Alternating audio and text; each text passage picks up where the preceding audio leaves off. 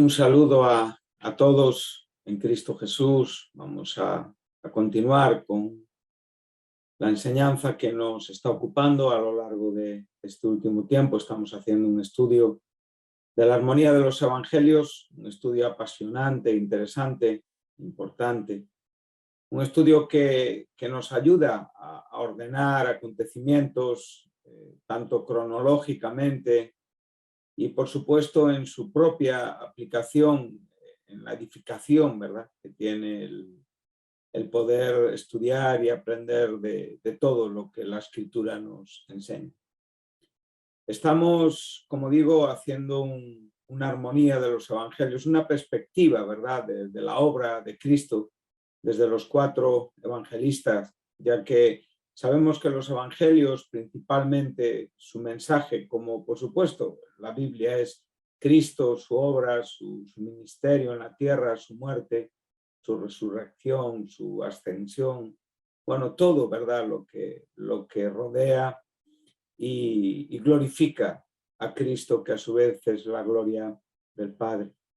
Es curioso, no sabía este detalle, que en los evangelios hay 170 referencias de Jesús al Padre, de las cuales creo que aproximadamente unas 120 o 130 referencias están solamente en el Evangelio de Juan, para que veamos la importancia, ¿verdad?, de este tipo de asuntos que Dios, en su gracia y en su misericordia, nos ha dejado para aprender de ellos y deleitarnos en ellos. Hemos llegado a la parte cuarta perdón, de nuestro bosquejo, y estamos en ese contexto que va desde el capítulo 1, versículo 4 de Lucas, hasta el comienzo del capítulo 3 de Lucas. Es un contexto que tiene su paralelo en el capítulo 2 de Mateo. Aquí estamos abordando los anuncios del nacimiento tanto de Juan como de Jesús, y la niñez y la infancia, como digo, principalmente de Jesucristo. Dios da 3 anuncios: Zacarías, María y José. 2 de ellos nos los presenta Lucas en este contexto que estamos estudiando, y otro nos lo presenta Mateo. Sabemos que Lucas siempre está un poquito más centrado, o entendemos así, desde la perspectiva de lo que es María, y Mateo desde la perspectiva de José. Pero juntos forman una información completa acerca de no solamente del nacimiento, de la preexistencia, de quién sería Cristo, y por supuesto también todo lo que le rodeaba en cuanto a su propia situación histórica y el contexto donde él nació. Vamos a seguir leyendo entre los versículos 5 y 14, que es el contexto que estamos estudiando. Como digo, esta parte nos llevaría hasta el comienzo del capítulo 3.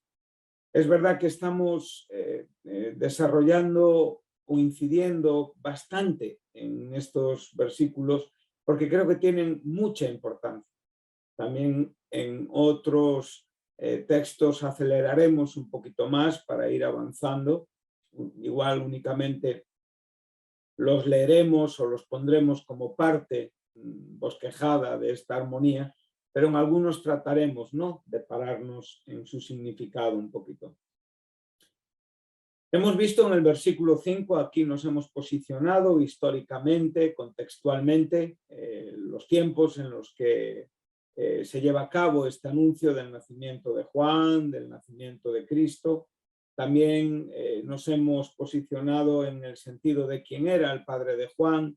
Hemos podido ver a través de las páginas del Antiguo Testamento, pues, uno de esos oficios importantes en la religión judía, todo lo que tenía que ver con Dios y las relaciones con su pueblo, y es el oficio sacerdotal.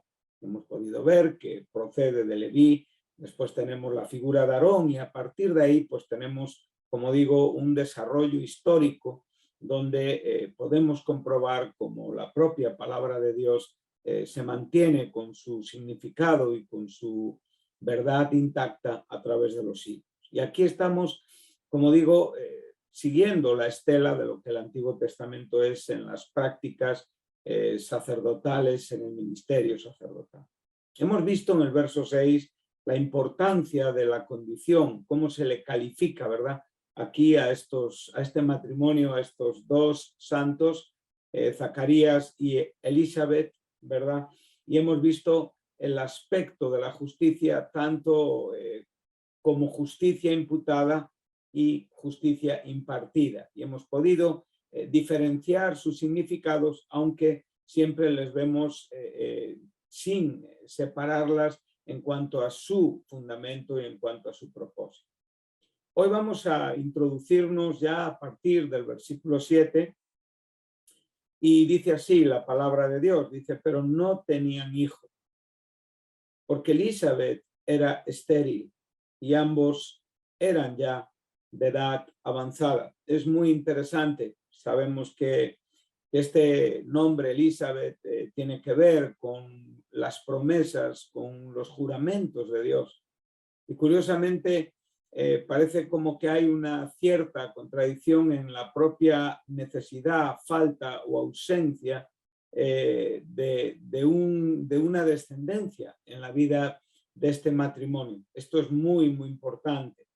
Dice el versículo 8, dice, aconteció que ejerciendo Zacarías el sacerdocio delante de Dios según el orden de su clase, conforme a la costumbre del sacerdocio, le tocó en suerte ofrecer el incienso, entrando en el santuario del Señor, y toda la multitud del pueblo estaba fuera orando a la hora del incienso. Y se le apareció un ángel del Señor puesto en pie a la derecha del altar del incienso, y se turbó Zacarías al verle y le sobrecogió temor. Pero el ángel le dijo, Zacarías, no temas, porque tu oración, esto nos relaciona con el versículo 7, ¿verdad? Ha sido oída, y tu mujer Elizabeth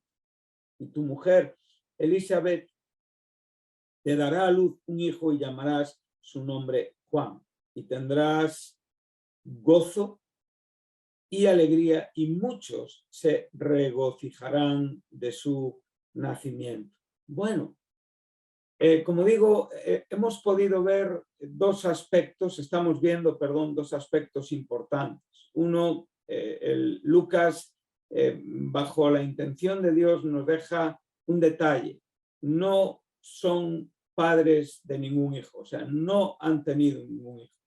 Curiosamente, por otro lado, en el propio desarrollo ministerial de su vida, encuentran la respuesta a una necesidad que había en sus propios corazones. Hay tres aspectos que desarrollaremos en estos versículos que estamos leyendo. Uno, sencillamente lo mencionaremos, acompañado de un texto, que es la ausencia de tener hijos y la importancia de tener hijos en la idea del judío, ¿verdad? Del judío bíblico, del hombre y la mujer bíblica, bajo la idea de Dios en el Antiguo Testamento. Por lo tanto, esto es algo que también tiene que tener una fuerza. Pero por otro lado, como digo, esta falta de bendición en su vida no está afectando a su ministerio. Y curiosamente, ejerciendo el ministerio, encuentran la respuesta y la bendición de Dios. Creo que esto es algo que ya nos da una lección importante para la vida cristiana. A veces estamos parados por la ausencia de tener aquello que nos gustaría o desearíamos, o que en algunos casos hasta parece que nos hace sentirnos incompletos, ¿verdad? Como que aunque tenemos a Cristo, como el propio marido de Ana le decía, no te soy yo mejor que hijos, aunque a veces tenemos a Cristo en nuestro corazón, muchas veces mostramos cierta insatisfacción, y por lo tanto esto también es un argumento que el enemigo de nuestra alma utiliza para detenernos en el avance o en el trabajo en nuestro ministerio como cristianos, como sacerdotes cristianos que somos, ¿verdad? Entonces podemos ver cómo Zacarías encontró una respuesta en su trabajo. Él siguió siendo fiel a su trabajo. Entonces, me gustaría citar en el capítulo 7 de Deuteronomio, tenemos, dejarme encontrarlo, sí, en el capítulo 7, versículo 14 de Deuteronomio, vamos a ver sencillamente la importancia de tener hijos. Entonces, vemos que esta idea de Dios, lo que Dios tiene en su mente en cuanto a la fructificación, que ya, bueno, pues conocemos en los primeros padres, en los dos primeros hombres hombre y mujer de la raza humana, pues Dios les dijo, creced y multiplicaos. Esto conllevaba la idea de tener hijos. Por lo tanto, esta era una idea importante en las personas que la Biblia nos menciona. Pero cuando llegamos al pueblo del pacto, aquí ya estamos ante un pueblo escogido, ante un pueblo que tiene, como digo, una serie de reglas ceremoniales que están ligadas a las propias bendiciones de Dios. Por lo tanto, en esas reglas encontramos el concepto de obediencia y, por supuesto, el concepto de fe. No debemos de contradecir en ninguna manera o sacar la fe de los principios de obediencia, porque siempre está incluida en la Biblia. Evidentemente, no buscamos un cumplir unas obras para obtener las bendiciones, sino que es una fe que nos permite obedecer aquello que Dios demanda y pide de nosotros. Pero aquí en este contexto estamos ya ante el pueblo escogido, ante un pueblo claramente diferenciado en la tierra. Entonces dice Dios en el verso 14 del capítulo 7, donde están recogidas las bendiciones de la obediencia.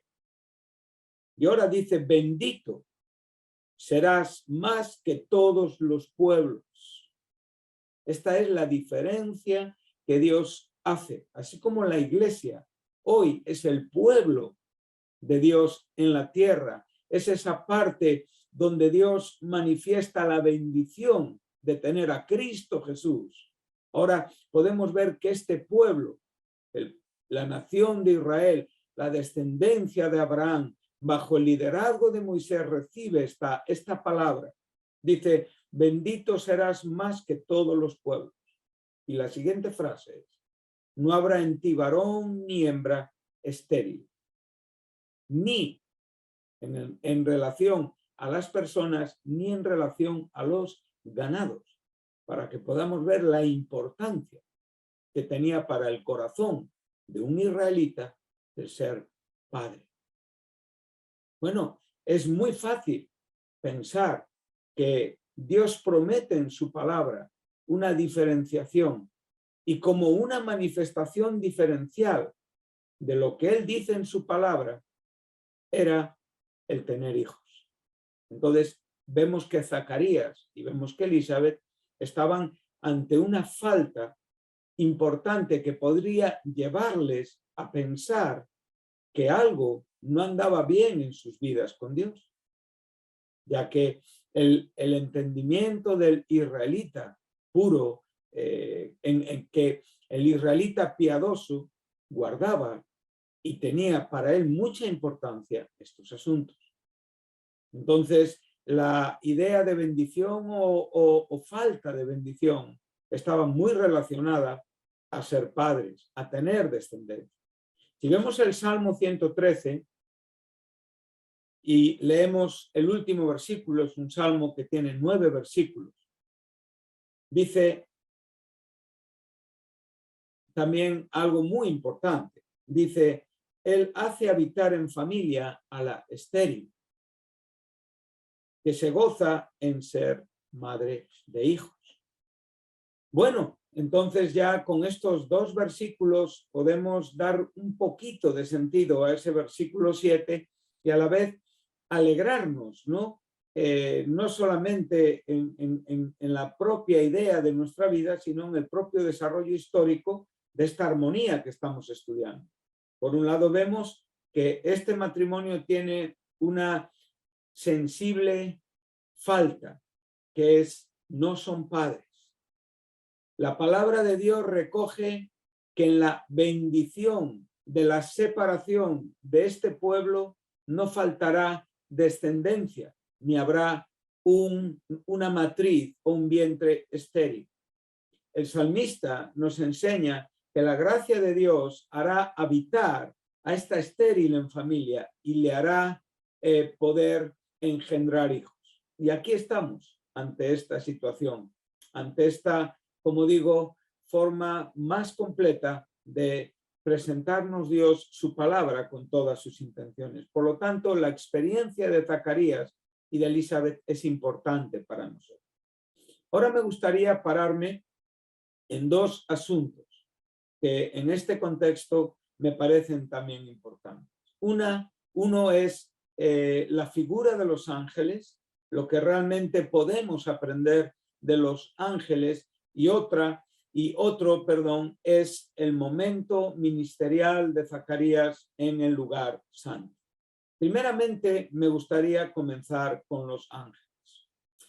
Bueno, la presencia de este ángel en el lugar santo donde Zacarías está ministrando, nosotros ahora ya tenemos en mente el templo donde Zacarías estaba, podemos tener en mente el tabernáculo con su propia repartición bajo la dirección de Dios con Moisés, y sabemos que estamos en la primera parte después de la primera cortina. Ya hemos pasado el altar de bronce y ahora estamos en la primera parte, en el primer velo. El segundo velo ya nos introduciría al lugar santísimo, donde estaba el arca del pacto y el propiciatorio. En el primer velo, después del primer velo, encontramos el candelabro de oro, la mesa de los panes y el altar de oro o altar del incienso, que es donde Zacarías va a ofrecer este sacrificio. Entonces, estamos ahí, estamos en este momento. No siempre aparecía un ángel ahí. Esto es un asunto que sucede milagrosamente, intencionalmente, y que Dios tiene un propósito. Tenemos que entender que muchos sacerdotes judíos a lo largo del devenir de la historia judía, que ya nos antecede, evidente que nos precede, no encontraron siempre ángeles, porque esto, como digo, era algo que se hacía todos los días, mañana y tarde. Posiblemente aquí estemos en el sacrificio de la tarde. Entonces, no siempre había un ángel ahí presente. Entonces, este ángel nos enseña algo importante. Primero, yo me haría una pregunta, o haría una pregunta. ¿Cuánto pensamos en los ángeles a lo largo del día? ¿Cuánta conciencia tenemos de ángeles a lo largo del día? Posiblemente tengamos menos de la que debemos de tener. ¿En cuántas de nuestras conversaciones están presentes los ángeles? Bueno, creo que a veces tenemos una desinformación, o incluso a veces es un tema que se nos torna un poco delicado, o parece que tenemos cierto temor para poder abordar una realidad angelical que nos rodea, una realidad angelical buena. No estoy hablando de demonios, no estoy hablando de Satanás y sus huestes. Ya sabemos por experiencia que están muy activos, pero exactamente igual de activos están los ángeles de Dios.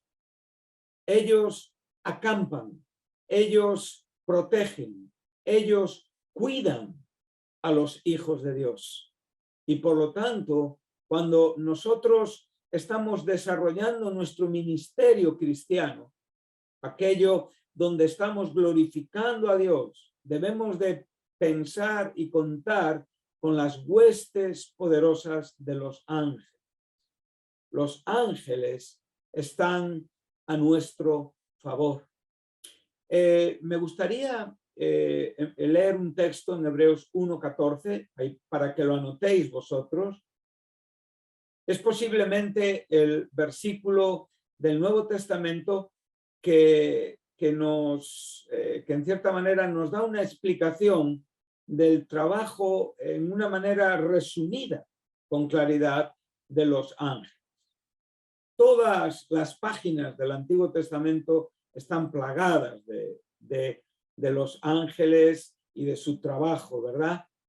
Les vemos desde el comienzo, les vemos en el huerto del Edén, les vemos en el desarrollo de las generaciones después de Adán, les vemos en el caminar de los hombres santos escogidos para dar nombre a un pueblo.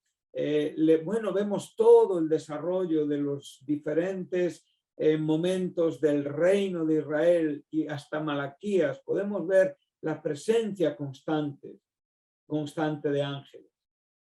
Incluso podemos ver y podemos apreciar la gran diferencia que tenemos ante ese ángel de Jehová, que sabemos que es una representación, es una teofanía, es una cristofanía, es una manifestación de Cristo antes de su encarnación, el ángel de Jehová.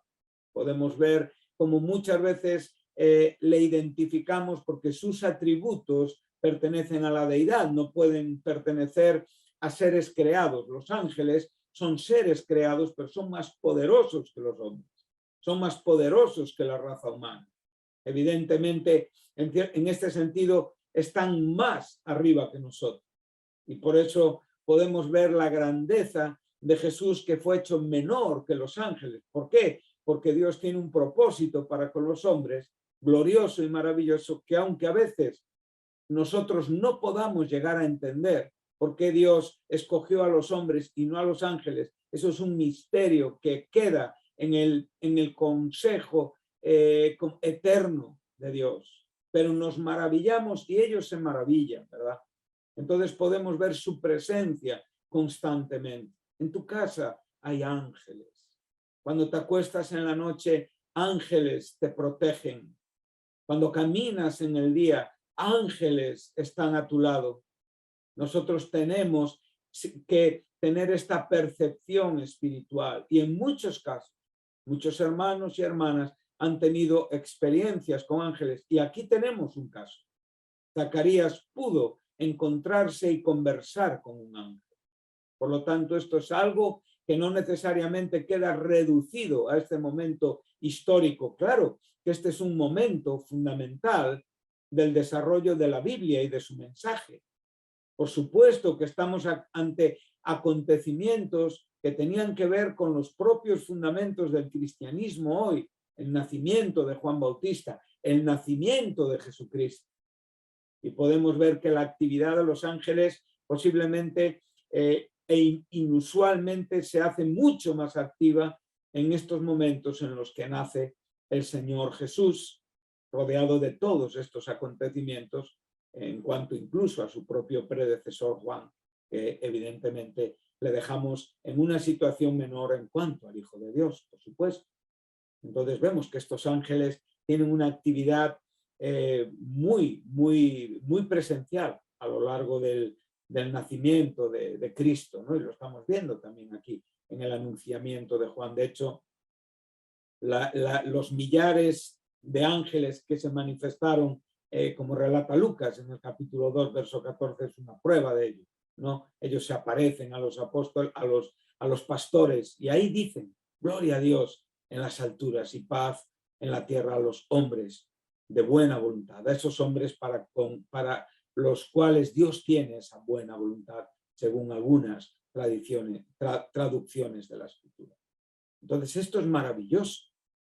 Nosotros tenemos que tener conciencia de los ángeles. Ahora, esto no significa que entremos en terrenos esotéricos, que entremos en una manera extraña de concebir la espiritualidad, no. Tenemos que ser bíblicos y tenemos que ser espirituales bíblicamente hablando. Y querido hermano, querida hermana, a tu lado están los ángeles. Cuando estamos juntos estudiando la Biblia, estamos rodeados por ángeles. En nuestro vivir diario, los ángeles están en ese lugar donde hay una batalla tremenda en el cielo. Ellos están ahí a nuestro favor. ¿Y qué te dice Hebreos 1:14? Bueno, pues te explica en una forma, como digo, resumida, quiénes son los ángeles. ¿Y qué son los ángeles? Son, como digo, ministros de un carácter, de una apariencia, de una condición espiritual, no visible muchas veces a los ojos humanos, la gran mayoría de las veces, pero a veces hay hombres como Zacarías que han podido ver un ángel, como José, como María, entre otros. Nosotros podemos tener un encuentro. A veces ellos se manifiestan bajo una apariencia humana, ¿verdad? Hay cosas que tenemos que creerlas y que tenemos que, en cierta manera, vivir siendo activos de nuestra propia fe. Entonces, estos ministros que están sirviendo a Dios, uno de sus principales servicios es ayudar, socorrer, dar soporte, dar protección a los herederos de la salvación. Ahora, nosotros sabemos que estamos en el capítulo 1 de Hebreos, en el verso 14, y sabemos que el capítulo 2 de Hebreos se dedica a enseñarnos algunas cosas que van ya relacionadas. Primeramente nos enseña que Jesús se hizo un poquito menor que los ángeles. Y después un poquito más adelante nos enseña que Dios no socorrió a los ángeles, sino que socorrió a la descendencia de Abraham. Bueno, esto lo tenemos que unir con el propio versículo 14. Entonces, ¿qué es lo que está hablando aquí el escritor de Hebreos en cuanto a la salvación? A veces podemos incurrir en el error de que aquí se nos está hablando de la salvación inicial. O sea, del momento en el que nosotros aceptamos a Cristo por la fe o en el momento en el que somos transformados. No, claro, este momento está incluido porque sin este momento no tendríamos ningún otro momento con Dios. Pero aquí lo que está diciendo es que trabajan a favor de aquellos que un día van a ser glorificados, o sea, están en el proceso de tu vida salvífica. Están constantemente trabajando a favor de tu experiencia salvífica desde que crees hasta que eres glorificado. Esto tiene que darnos, evidentemente, una idea de la importancia que los ángeles tienen. Ellos no entienden muchas cosas como nosotros tampoco. Ellos, evidentemente, no entienden por qué la raza humana ha sido escogida y por qué su raza no ha sido escogida. Pero entienden que hay un gozo en sus corazones por la propia gracia de Dios exhibida. Como digo, los ángeles se gozan cuando hay un hombre que es salvo por la gracia de Dios y por lo tanto ellos celebran. Cuando nosotros podemos observar la importancia del socorrer a la descendencia de Abraham y no a ellos, podemos entender el corazón que ellos tienen hacia nosotros. Por ejemplo, muchas veces podríamos tener el mismo interés que los ángeles tienen en la salvación de las almas. Esto es algo importante. Pero para esto tenemos que vivir con una conciencia de su propia existencia. Mira, cuando nosotros leemos la primera carta de Pedro,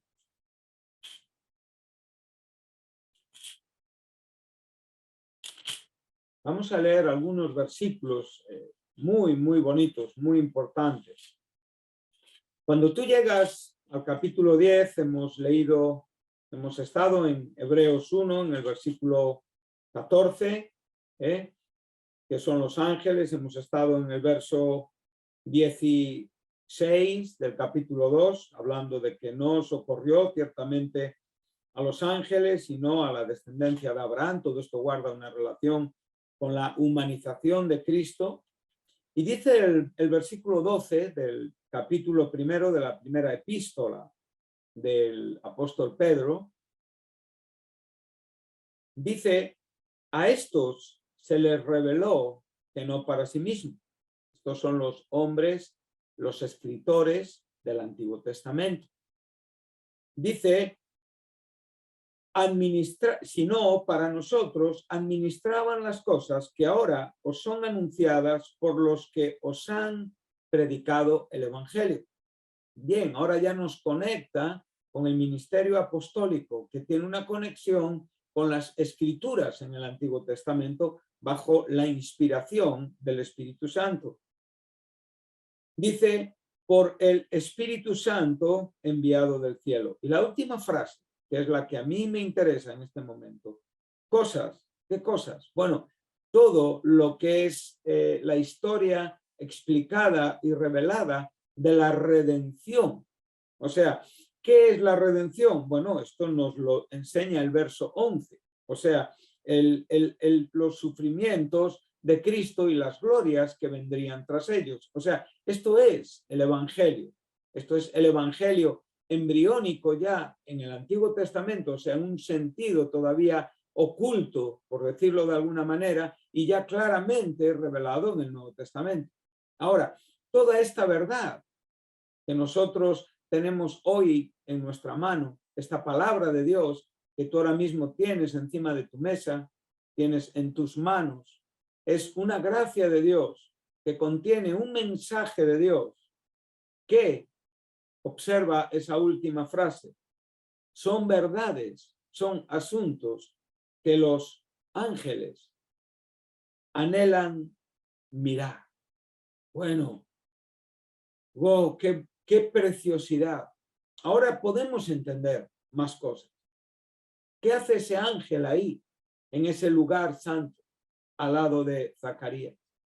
Evidentemente, está manifestando el corazón que Pedro nos revela de ellos. Por otro lado, está mostrando la verdad que Hebreos también nos enseña en el capítulo 1. Podemos ver que ese ángel se corresponde con todo lo que la Biblia enseña de los ángeles. Su comportamiento, su corazón. Me gustaría decirte algo que yo reflexionaba y meditaba. En Hechos 6:15, no vayas ahí. Sabemos que cuando Esteban es martirizado, la gente vio en él como el rostro de un ángel. O sea, ¿qué vieron en él? Una santidad exhibida en su mirada, en su rostro, en su apariencia. No era un ángel, era un hombre experimentando su martirio. Pero evidentemente pudieron ver en él a un ángel. Bueno, a cada uno de nosotros, cuando la gente nos observa, ve este tipo de apariencia, este tipo de corazón, este tipo de santidad. La tienes, la tenemos. En este sentido, es bueno parecernos a ellos. Jesús dijo que en la vida glorificada seremos como ángeles, en un sentido también de vida y de experiencia espiritual. Por lo tanto, cuando estamos viendo en ellos esta actitud, ahora mi pregunta es, ¿nosotros tenemos el mismo anhelo que tienen ellos? Observa, anhelan mirar. Esta palabra, anhelar, es la palabra griega epitumía. Es una palabra que a veces se nos enseña en la Biblia con un sentido de codicia y de lujuria. O sea, con un sentido malo. A veces en el propio deseo ilícito sexualmente. Ahí tenemos este término, epitumía. Pero aquí podemos ver que este verbo aparece aquí en este contexto con un deseo de una gran intensidad. O sea, el deseo que ellos tienen admirando la salvación de Dios en la vida de la descendencia de Adán. O sea, todo el contenido bíblico que podemos ver anunciado en la Escritura, exhibido en la experiencia en la tierra por los hombres a quien Dios ordena y llama a la salud, a la salvación, que es el término, ¿verdad?, que usamos, llamados a la salud. Somos ordenados para esta salvación. ¡Qué bueno! Y ellos están admirando. Ese admirar les lleva a adorar. Ese adorar les lleva a exhibir una actitud santa y obediente, interesada en los misterios y en los asuntos de Dios. Qué bueno sería que los cristianos tuviéramos esta actitud. Por eso digo que es un contexto que nos enseña tanto. Bueno, estos ángeles anhelan, y el verbo mirar, ese verbo para quipto o para cupto, es un verbo que aparece 3 veces más en el Nuevo Testamento, creo. Y una es cuando Juan y Pedro corren al sepulcro y ahí se agachan, o sea, a mirar. La idea es que están constantemente asomados a una ventana de, como digo, de interés. Están cual persona que a veces paseamos por las calles de pueblos, de lugares, y vemos esos viejitos, ¿verdad?, que no salen de casa, pero quieren enterarse de todo lo que está sucediendo, y ahí les vemos tras esa ventana. Son constantes seguidores de todos los sucesos que acontecen, quieren enterarse de todo lo que está pasando. Esto es lo que nos enseña este verbo mirar aquí. Nosotros tenemos que, como ellos, estar asomados a las ventanas del interés espiritual para obtener información espiritual de los asuntos espirituales. Y esto cambia nuestra vida. Cuando nosotros estamos enfocados en estos asuntos, entonces nuestra cara, nuestro rostro, nuestra apariencia es muy parecida a la de Esteban, y evidentemente damos una, como digo, manifestamos, ¿verdad?, un sentimiento de santidad a nuestro alrededor. Y esto todos lo sabemos. Sabemos. A veces estamos con cristianos y son cristianos, pero no apreciamos nada. Y a veces estamos con cristianos que también son cristianos, pero podemos apreciar mucho. Tú debes de decidir qué quieres hacer. Ser un hombre dedicado a esa ventana de admiración como los ángeles. Ellos admiran lo que tú tienes, lo que tú experimentas, lo que tú conoces. Admiran tu relación con Dios a través de Cristo Jesús. Esto será el siguiente guión que encontraremos en el propio trabajo ministerial de Zacarías. Y para terminar hoy vamos a la carta de Pablo a los Efesios, en el capítulo 3, vamos al versículo 10. Como digo, con esto terminamos nuestro tiempo con la armonía de los evangelios. Y aquí ahora, como hemos citado, hemos estado en 3 textos de la carta a los 2 textos de la carta a los Hebreos, 1 de la carta de Pedro, que más o menos comparten, ¿verdad?, ideas semejantes, y nos hablan de los ángeles, específicamente de su trabajo, de su corazón. Pero ahora vamos a ver lo que Pablo nos enseña. Este capítulo 3 de la carta a los Efesios, Pablo está reconociendo que a él se le comisionó en el verso 8, siendo el más pequeño de todos los santos, el agistós. No hay otro más pequeño, o sea, no se puede disminuir más. Esta es la idea que Pablo nos está dando aquí. Dice: me fue dada esta gracia de anunciar entre los gentiles el evangelio de las inescrutables riquezas de Cristo, lo que acabamos de ver, ¿verdad? Eso que los ángeles anhelan mirar, el Evangelio de Cristo, sus sufrimientos y las glorias que vendrían tras ellos. Verso 9, y de aclarar a todos cuál sea la dispensación del misterio escondido desde los siglos en Dios que creó todas las cosas. Esto nos lleva también a la primera carta de Timoteo, capítulo 3, verso 16, donde nos dice que Dios fue manifestado en carne, justificado en espíritu, visto por los ángeles, ¿verdad? Pero ahora, dice el verso 10, para que la multiforme sabiduría de Dios sea ahora dada a conocer por medio de la iglesia.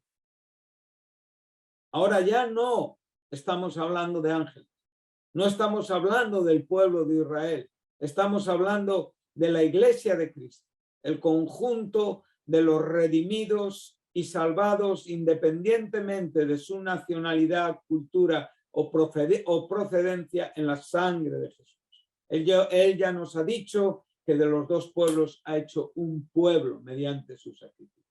Ahora estamos viendo a la iglesia. Tú y yo somos parte de esta iglesia.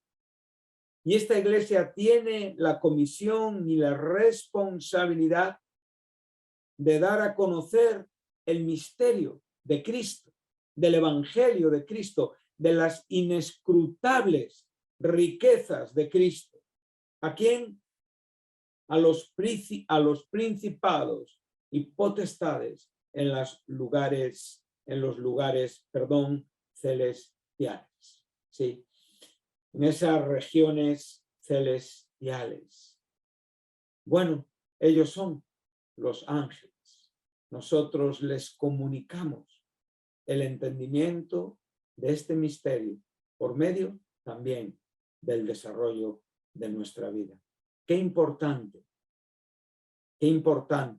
son los ángeles y qué importante es entender todo el propósito y poder unirlo, ordenarlo, entenderlo y después desarrollar.